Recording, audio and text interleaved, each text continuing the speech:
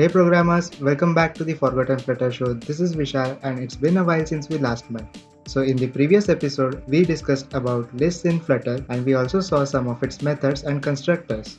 In this episode, we are going to implement all that knowledge to build our own Flutter application using lists. Today we are going to build this particular app called Test Your Luck, and in this we can add our name, let's say Vishal, and you can see that it has been added over here. Let's add a few more names. Okay, so we have 4 entries over here and let's generate our winners. When we click on generate, we get our winners as Alice, Vishal and Bob. After we get our results, we can remove rest of our participants. So for that, we have the remove option and we will just enter the participation number, that is number 4. And when we click on remove, we can see that Tom has been removed from the list. So this is what we are going to build today. Let's get started. Okay, so I have already created this blank application and I have created a stateful widget within which I have created a scaffold with the app bar which has the title Test Your Luck.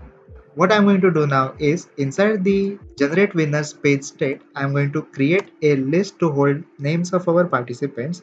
So that is going to be final list. The list contains string values and let's name it as names, and that is going to be an empty list. Next, I'm going to create a text editing controller, and that can be a nullable object, and it's going to be a text editing controller. What I'm going to do next is I'm going to hold Ctrl plus O and type in init and hit enter, and I will get this init state method over here. This is basically a special kind of a method inside a stateful widget class, and this method is going to instantiate all these values when the class is instantiated first.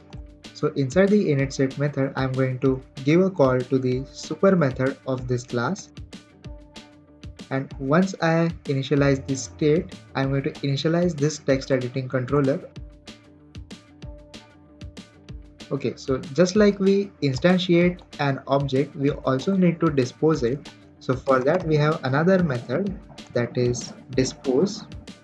And what we will do here is we will first dispose of this controller. So we will call text editing controller dot dispose, and then we will give a call to super method dispose. These methods are run automatically when creating or destroying the class, so you don't have to call them explicitly. And this thing should be like that. That's because this operator is called a null check operator. It checks if this value is null or not. So if this value is going to be null, the dispose method is going to give you some kind of error. So since Flutter is null safe, we need to implement null check over here. So far we have created a list to store our names and a text editing controller. Let's move on to UI part. So what I'm going to do over here is I'm going to create 3 buttons at the bottom. For that I'm going to use bottom sheet, and that's going to be a container. Let's have its height as 75 pixels and its color as colors.amber. And you can see that we have this particular patch at the bottom. Let's add the buttons. Child is going to have row. On the main axis we are going to have some kind of padding between them, so space around, and cross axis alignment is going to be center. The children are going to be widgets and those are going to be elevated buttons. Text, add, and I'm going to have copies of this thing, remove and generate. And all these text values are going to be constants. And as you can see, we have the 3 buttons over here. Let's first create the list. So in the body part, we will have a list view.builder, and the item builder is going to have a function that takes context and index.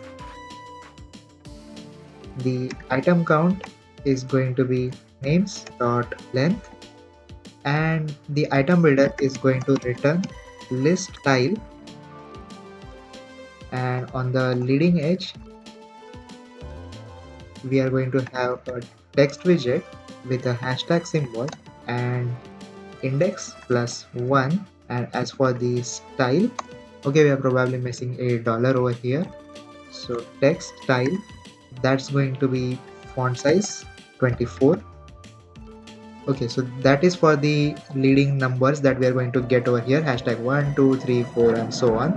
Then we have the title, and again that is going to be text, and that is going to be the actual name in the list.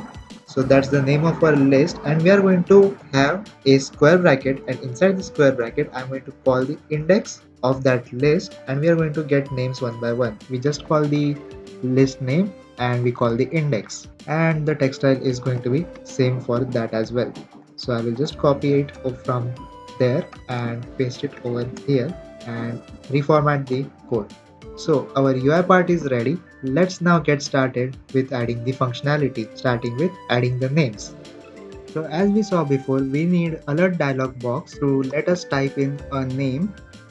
So inside our elevated button, I'm going to call a method show dialog, and the builder is going to be context, and that is going to return an alert dialog box.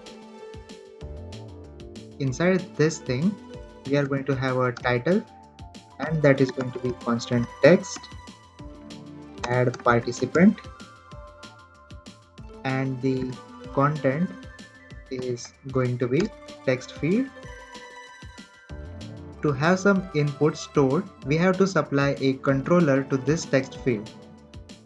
We have this controller created over here, that is this text editing controller, and we are going to pass it to this particular field.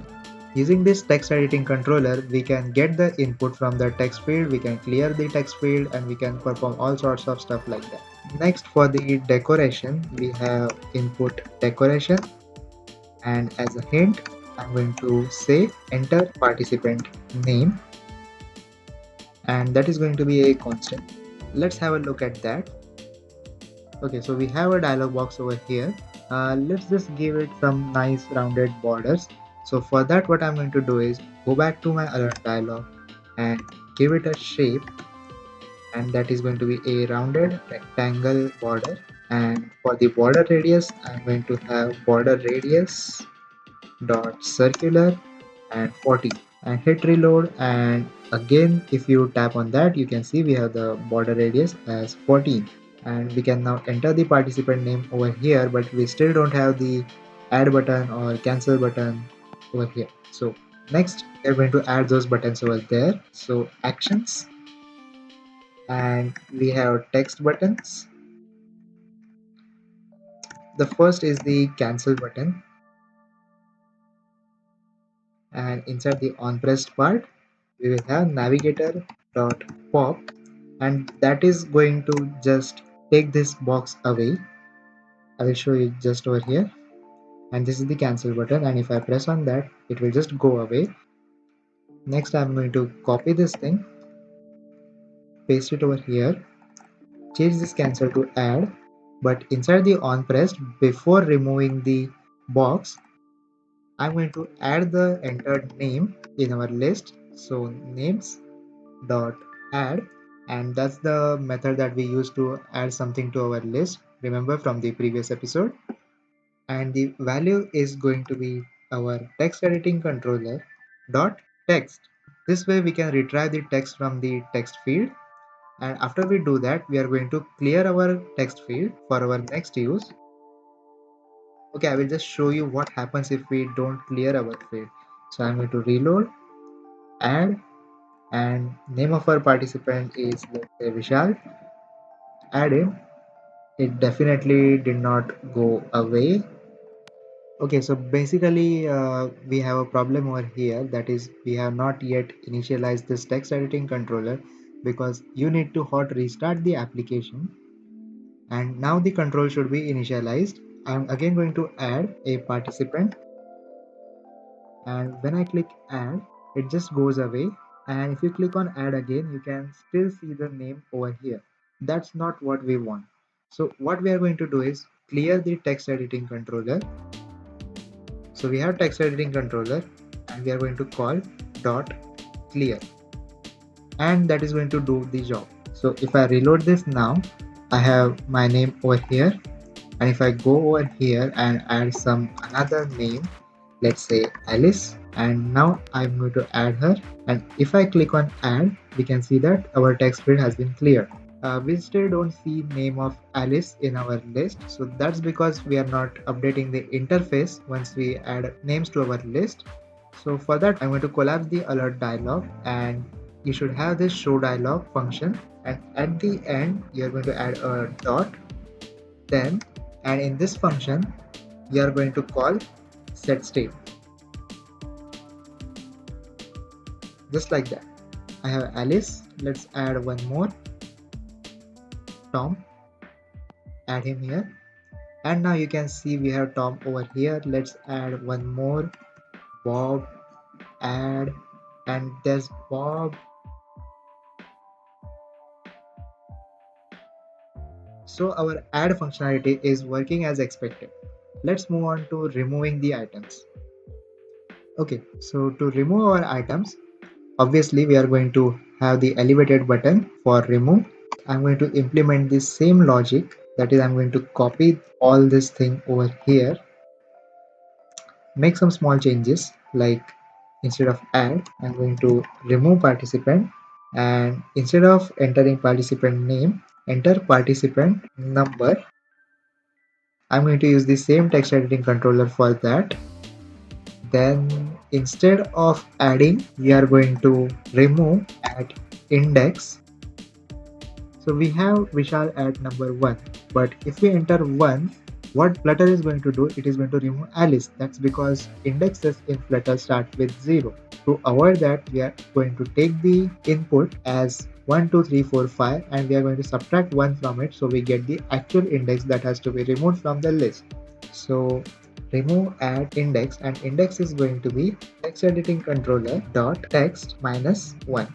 Now remember that this is going to be a string, and you need to convert that to an integer. So to do that, we have to wrap it with int.parse, and that is going to convert string to an integer. After we get an integer from this, we are going to subtract 1 from it. Again, we are going to clear our field, and we are going to remove our dialog box. So let's reload this and see it in action. So let's say I don't want Bob over here. So I'm going to enter participant number as 4, and okay, we don't have the remove button yet, right here. So remove, reload, remove number 4, and remove, and Bob is gone. So we have our remove functionality working. Let's move on to the last part of our application, that is generating the 3 winners. So I'm going to import another package called Dart Math, and it has functions to generate some random numbers. Coming back to our generate button, it's over here. I'm going to create a new list, that is our list of winners. That is going to be a filled list of length 3, and initially it is going to have empty string. What this essentially is, it is a list containing 3 empty strings, just like that, and it is not a growable list, that is, it is fixed to 3 elements. It cannot be 2, it cannot be 4, it has to be 3 all the times. Next, I am going to create a copy of our participants so we don't mess up with our original list, and that is going to be another list, but that is going to be derived from our names list. So we have our winners list, we have our participants copy. Next, let's move on to generating our participants. For that, let's initialize our random object. Now we need 3 winners, so let's create a for loop, and starts with integer I is equal to 3, I less than 3, okay, I'm sorry, it's 0, not 3, and I plus. Those who are not familiar with the for loop, this is basically a starting number for I. We are going to iterate I or increment I till we get till 3, and we are going to perform this particular task inside. We are going to calculate an integer number that is going to correspond to our index in the list. So that is going to be an integer winner index, and that is going to be random dot next int, and it says we have to enter a maximum number, and that is going to be our participant copy dot length. That's our maximum length that we can go.